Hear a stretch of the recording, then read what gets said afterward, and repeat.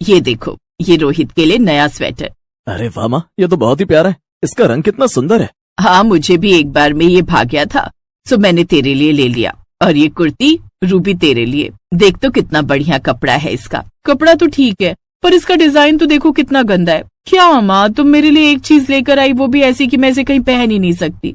ऐसे क्यों बोल रही है रूबी? देख माँ तेरे लिए कितने प्यार से कुर्ती लेकर आई है। तुम चुप रहो भैया, तुम्हें अच्छा स्वेटर मिल गया तो लगे ज्ञान झाड़ने। और वैसे भी लड़कियों की शॉपिंग और उनकी पसंद के बारे में तुम्हें क्या पता, इसीलिए अच्छा यही होगा कि तुम चुप ही रहो, समझे? वैसे तो रोहित और रूबी सगे भाई बहन थे, लेकिन उन दोनों में जमीन आसमान का अंतर था। रोहित बहुत समझदार और शांत था, तो रूबी एक नंबर की लालची और जल कुकड़ी थी। उसे ये बिल्कुल भी नहीं भाता था कि कोई उससे अच्छा दिखे। ऐसे ही वक्त बीतता चला गया और फिर कुछ साल बाद रोहित की शादी पर बस यही है क्या, ये एक टीवी, फ्रिज और एसी, बाकी का सामान दिया ही नहीं। माँ तुम तो कह रही थी लड़की वाले बड़े अमीर हैं और अपनी बेटी से बहुत प्यार करते। अरे इससे ज्यादा सामान तो मैं ले गई थी अपने ससुराल। नाम हो गया था इलाके में कि रूबी कितना सामान लेकर आई है। अच्छा, तो मतलब उसमें भी तेरी बड़ाई थी? हाँ, मतलब दिया तुम लोगों ने था, पर सारा सामान तो मैंने पसंद किया था ना। और इन्हें देखो, हमारी भाभी को बस टीवी, फ्रिज और एसी लेकर आ गई। अरे ना बेड है, ना अलमारी, ना कूलर, ना गैस। अरे मेरी जल कुकड़ी, ये तो छोटे ट्रक में आया सामान है। उधर देख, पीछे बड़ा ट्रक खड़ा है, सारा सामान उसमें है। देख, कीर्ति के पापा ने अपनी बेटी को कितने उपहार दिए हैं। मैंने तो मना भी किया था, पर वो कहाँ माने। इतना सुनते ही रूबी के चेहरे के हाव भाव बदल गए। और फिर अगले दिन, कैसी हो रूबी दीदी? मैं ठीक हूँ भाभी। दीदी कल मैंने देखा आप ट्रक के पास खड़े होकर सामान देख रही थी, कैसा लगा? हाँ, अच्छा है, मतलब ठीक ही है, अब इतना तो हर कोई देता ही है। हाँ दीदी सही बात है, पता है पापा तो और भी बहुत कुछ देने को कह रहे थे, वो तो मैंने ही उनका हाथ रोक लिया। अच्छा, एक तो अपनी भाभी को मिला सामान देखकर, और ऊपर से उसकी ये बात सुनकर रूबी और ज्यादा जल भुन गई। फिर 2 दिन बाद, क्यों माँ, इन दोनों का कहीं हनीमून पर जाने का प्लान नहीं है क्या, या सारा पैसा शादी में ही खर्च हो गया? अरे नहीं, केरल जा रहे हैं दोनों फ्लाइट से। शर्मिला की बात सुनकर रूबी के तन बदन में आग लग गई। वो कभी हवाई जहाज में नहीं बैठी थी, और उसकी भाभी आते ही हवाई जहाज में बैठने जा रही थी। इस बात से वो बुरी तरह जल गई। फिर शाम को, रूबी दीदी ये देखो जरा, हनीमून के लिए कपड़े लिए हैं मैंने, कैसे लग रहे हैं? हाँ ठीक है, पर तुम ब्रांडेड कपड़े नहीं पहनती हो क्या? ध्यान से देखो दीदी, सारे कपड़े ब्रांडेड है, एक भी ड्रेस 5,000 से नीचे की नहीं है। इतना सुनते ही बची कुची रूबी पूरी तरह से जल गई।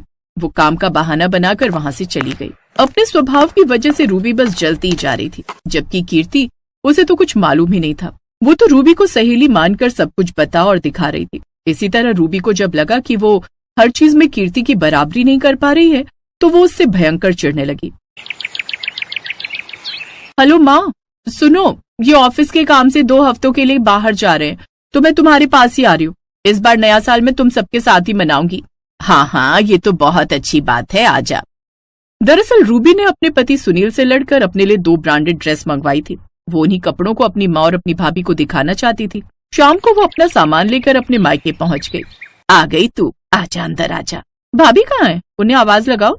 रूबी की आवाज सुनकर कीर्ति को बहुत अच्छा लगा। दीदी नए साल तक तो रुकोगी ना?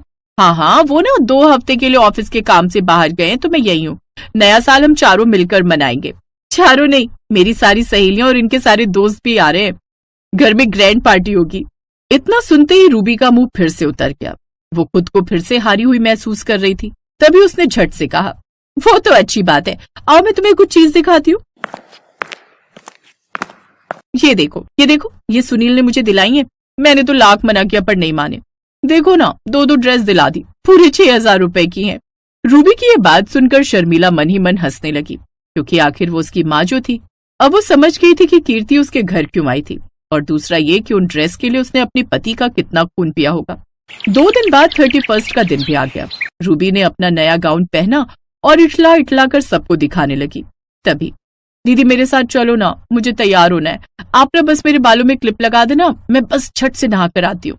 हाँ ठीक है, तुम जाओ, मैं आती हूँ। कीर्ति नहाने चली गई। पीछे से रूबी भी उसके कमरे में आ गई। रूबी ने देखा कि बेड पर बहुत ही महंगा गाउन रखा हुआ था।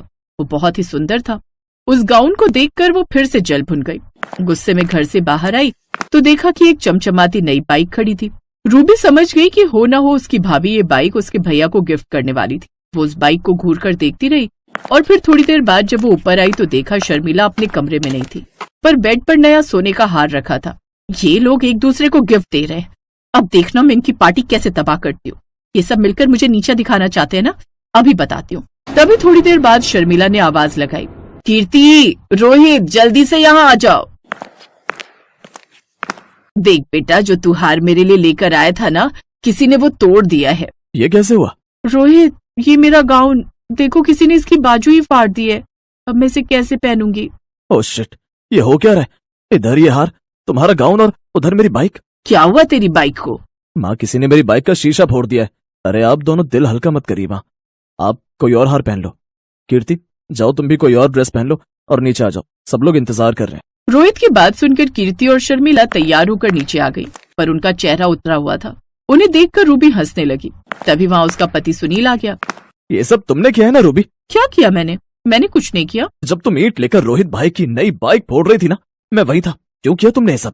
सुनील की बात सुनकर हर कोई हैरान था। हाँ, मैंने किया है ये सब। भाभी का गाउन मैंने फाड़ा, माँ का हार मैंने तोड़ा, भैया की बाइक मैंने फोड़ी और सारा खाना भी मैंने खराब किया। मुझसे बर्दाश्त नहीं हुआ कि ये सब मुझसे अच्छी पार्टी दे रहे थे, मुझसे अच्छे कपड़े पहन रहे थे। ये सब सुनने के बाद शर्मिला, रोहित और कीर्ति उसके सामने आकर खड़े हो गए। जब रूबी को इस बात का एहसास हुआ कि जाने अनजाने में उसने अपनी ही पोल पट्टी सबके सामने मुनादी करके खोल दी है, तो वो अपनी नजरों में गिर गई और उसे इस बात का एहसास हो रहा था कि जलन और ईर्ष्या में उसने अपना सब कुछ खो दिया था।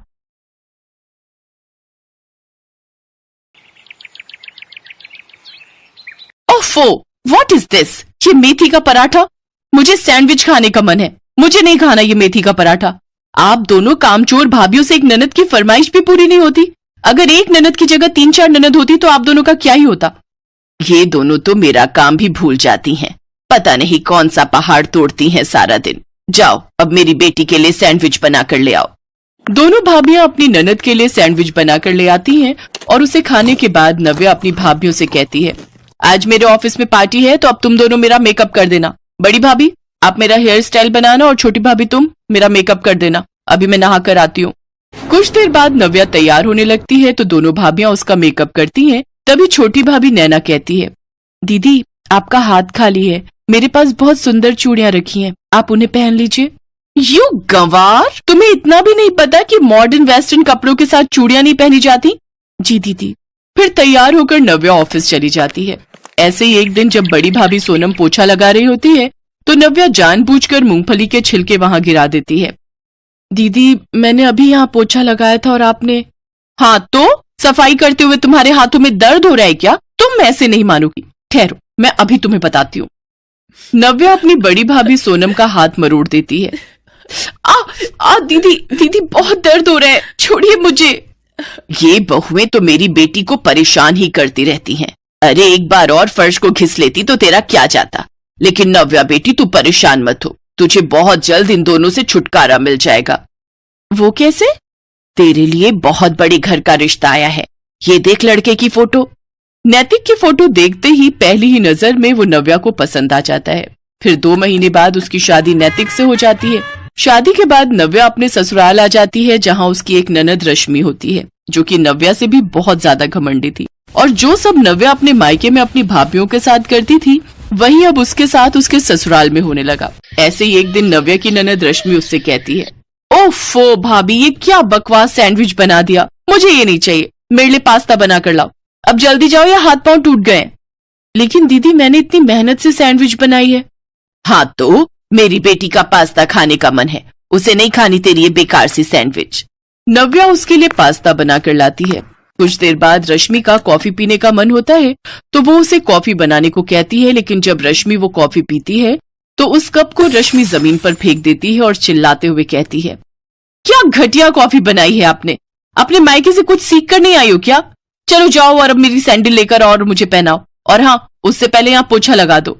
इसके बाद नव्या वो सब काम करती है, लेकिन उसके साथ ही उसे मायके में अपनी भाभियों के साथ अपना किया हुआ बर्ताव भी याद आ रहा था। अब वो घर का सारा काम अकेले ही करती, साथ ही अपनी ननद के सारे नखरे भी सहती। अब उसे अपने मायके की बहुत याद आने लगी। एक रोज, अरे तुम दोनों आओ आओ, वैसे आज यहाँ कैसे आना हुआ?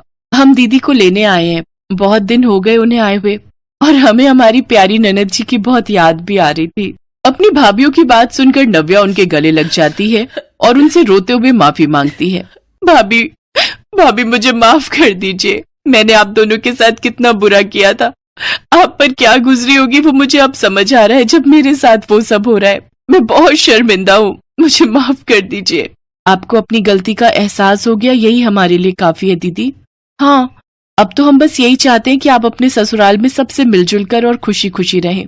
उन सबकी बातें सुनकर रश्मि और उसकी माँ को भी अपनी गलती का एहसास होता है और वो भी नव्या से माफी मांगती है। इसके बाद नव्या अपनी भाभीियों के साथ कुछ दिन के लिए मायके आ जाती है।